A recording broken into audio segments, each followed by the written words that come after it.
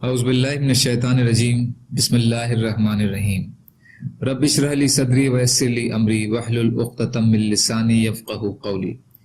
حیات الصحابہ رضی اللہ عنہم، حصہ اول، ہجرت کا باب۔ حضرت عثمان بن عفان رضی اللہ تعالی عنہ کی ہجرت۔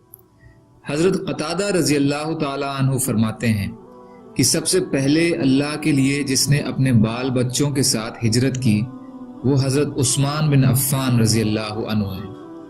میں نے حضرت نضر بن انس کو یہ فرماتے ہوئے سنا کہ میں نے حضرت ابو حمزہ یعنی انس رضی اللہ عنہ کو فرماتے ہوئے سنا کہ حضرت عثمان بن عفان رضی اللہ عنہ ہجرت کر کے حبشہ چلے گئے اور ان کے ساتھ ان کی بیوی حضرت رقیہ رضی اللہ عنہا حضور صلی اللہ علیہ وسلم کی صاحبزادی بھی تھی۔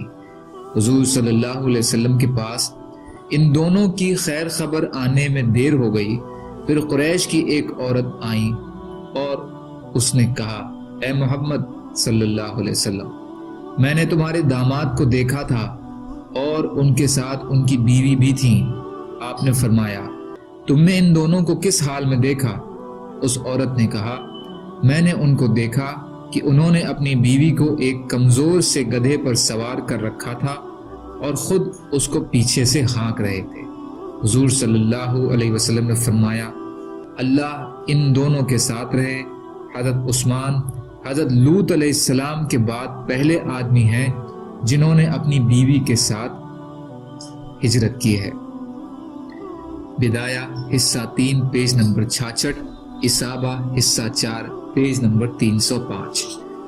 طبرانی نے حضرت انس رضی اللہ عنہ سے اسی حدیث جیسے مطلب والی حدیث روایت کی ہے، جس میں یہ بھی ہے کہ ان کے بارے میں حضور صلی اللہ علیہ وسلم کو کوئی خبر نہیں ملی۔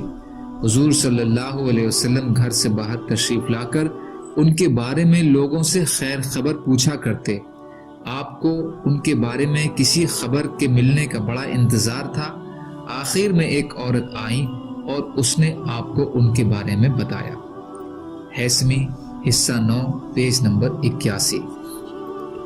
حضرت علی بن ابی طالب رضی اللہ تعالی عنہ کی ہجرت کا قصہ۔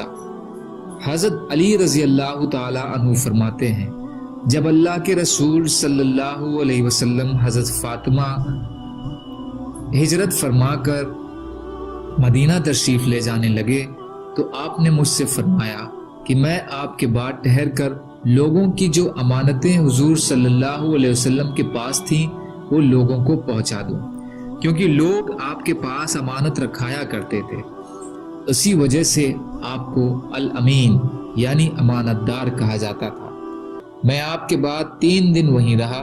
میں گھر سے باہر کھلم کھلا لوگوں میں چلتا پھرتا تھا، ایک دن بھی چھپ کر نہیں بیٹھا۔ پھر میں مکہ سے نکل کر حضور صلی اللہ علیہ وسلم والے راستے پر چل دیا، یہاں تک کہ جب بنو عمرو بن عوف کے یہاں پہنچا تو حضور صلی اللہ علیہ وسلم ابھی وہیں ٹھہرے ہوئے تھے۔ میں کلثوم بن ہدم کے یہاں ٹھہرا اور حضور صلی اللہ علیہ وسلم بھی وہاں ہی ٹھہرے ہوئے تھے۔ کنز الاموال حصہ 8 پیج نمبر 335 کی حدیث۔ سبحان اللہ وبحمدہ، سبحانک اللہم وبحمدک، اشہد ان لا الہ الا انت، استغفرک واتوب الیک۔ سبحان ربک رب العزت عما یصفون، وسلام علی المرسلین، والحمد للہ رب العالمین، برحمتک یا ارحم الراحمین، لا الہ الا اللہ، محمد رسول اللہ۔